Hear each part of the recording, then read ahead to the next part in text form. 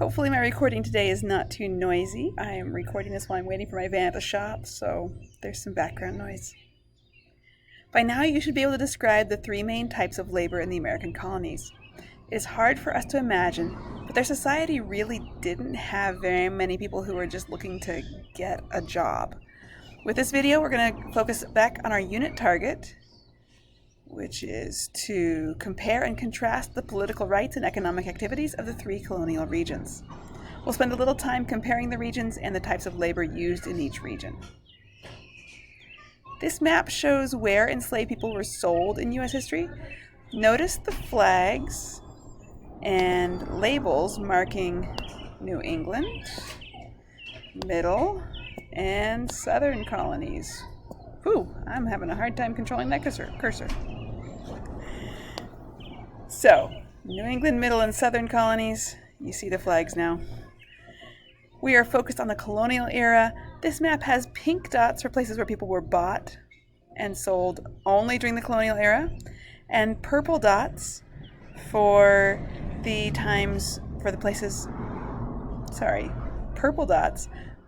places where slave trade was conducted both during the colonial era and afterward. We will ignore the two yellow dots for now because they were not places that traded enslaved people during the colonial times. So, focusing on the pink and purple dots, which regions had slave trading ports during the colonial era? Some people think slavery was only part of the South. Is that true? You should have noticed that all three regions traded in enslaved people. Now look at the size of the dots. A larger dot indicates more people were sold, and a smaller dot means fewer people were sold. Which region had the smallest number of people sold as slaves? I'm sure that you saw that New England had the fewest people sold as slaves, though the middle colonies aren't far behind as far as small numbers. We have one port in New York that traded quite a few, but others, that's about the only main slave trading port in the middle colonies. The South, of course, this group of pink dots is in the South, as is this larger purple dots. So what facts are shown on this map that could lead to people connecting slavery to the South and forgetting that it was also allowed in the Middle and New England colonies? Both the cluster of pink dots around Virginia and the large purple dot at Charleston, South Carolina were in the Southern colonies. Clearly, the Southern colonies relied on slavery much more than people in the New England and the Middle colonies. Now let's compare indentured servants and slaves. The stories of John Punch and Melchior Plank hopefully have helped you understand the similarities and differences between slavery and indentured servitude. Let's look at the timeline of Melchior Plank's life to help us focus on these two types of labor. We'll look at how their service begins and then at the end. Take a moment to look over this timeline, the first part, or just look over your notes, then answer the questions that follow. Let me know if you feel like you need to talk with a classmate to think this through better. First, you might have noticed they both came on a ship. Even though Melchior Plank didn't have a choice as far as we know, most indentured servants chose to come to the colonies, while most enslaved people were forced to come. This is a huge difference, but they did both come on a ship. Next, you should have realized they both work without any pay. Both get food and clothing, but are not given money for the hours they work. Indentured servants, of course, are working to pay off a debt, while enslaved people have no end date when they would expect to be freed. And one more similarity that I hope you realized is that neither one could choose who they worked for. Both could be given or sold to someone else. The key difference is that the contract was sold for indentured servants like Melchior. So that piece of paper, this right here, is what was sold for indentured servants. But the person was sold in slavery. Now let's look at how indentured servitude ends, because this is where we find many differences. Take a moment to look over this part of the timeline in your notes, and then answer the questions. If you missed a lot of the last set of questions, let me know, and I'll help you find someone that you can talk it through with as you answer these questions. I'm pretty sure you found the first difference because it's the absolute most important difference between slavery and indentured servitude. Indentured servants were freed after about 5 to 7 years, while people who were enslaved had very little chance of ever becoming free. Enslaved people also had basically no rights for most of U.S. history. Melchior Plank was able to change his name, while people who were enslaved had to answer to whatever name the slaveholder wanted to call them. When a plantation owner bought a person, they could change that person's name, and enslaved parents did not always get to choose the name of their own children. And that brings us to the third difference on this slide. While Melchior Plank had 6 children who were able to live lives of their own choosing, children born to enslaved women were forced to become slaves who had no say over their own lives.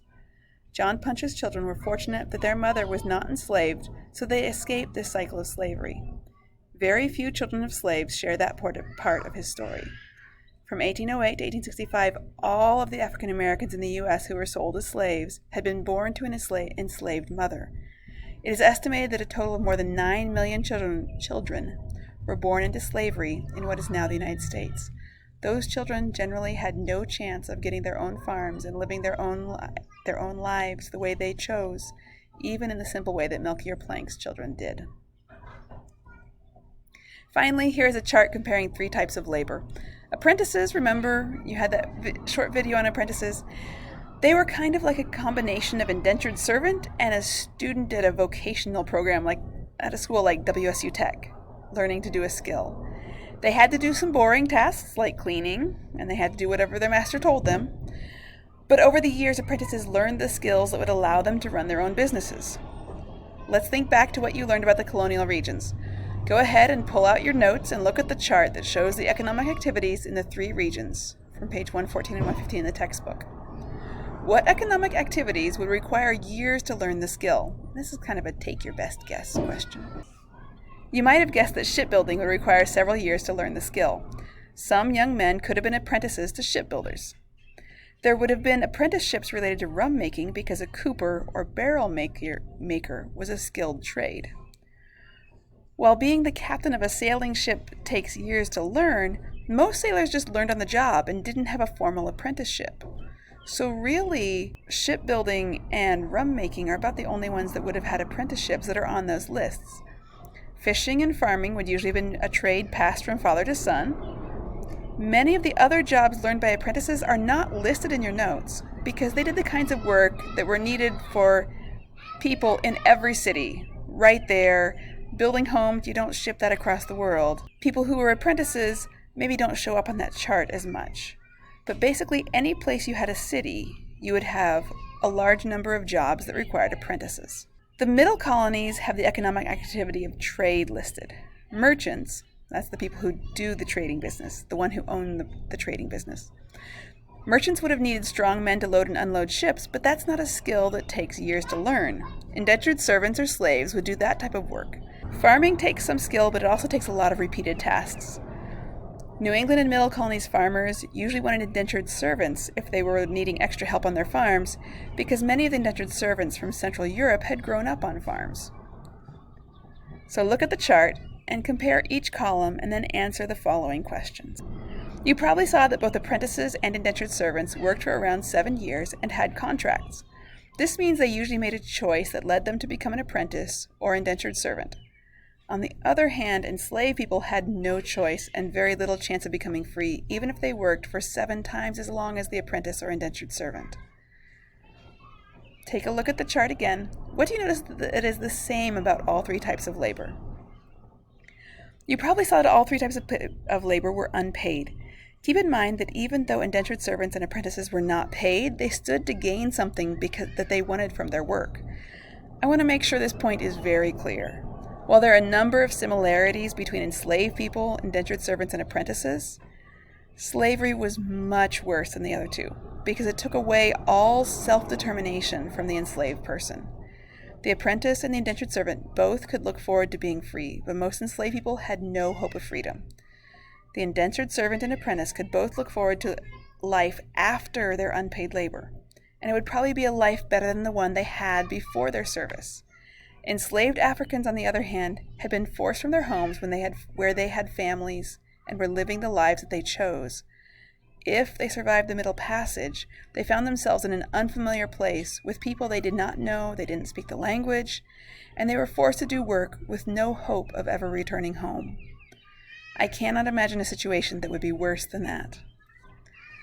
The effects of these 3 types of labor and the difference between rich people who own their own land or businesses and the poor people who do their work, these are the basic foundation for many of the events that we will talk about this year. The last section of the unit we'll look at next is about political rights. As we switch to the new topic, keep this topic of labor in mind. All of these laborers that we talked about, the apprentices, indentured servants, and slavery, none of them owned property. So in most places, they could not vote. They were not part of people who had political rights. As we go through the year, keep these 3 types of laborers in mind and watch for how their rights change over time, or how they don't change, as we study the history of our country.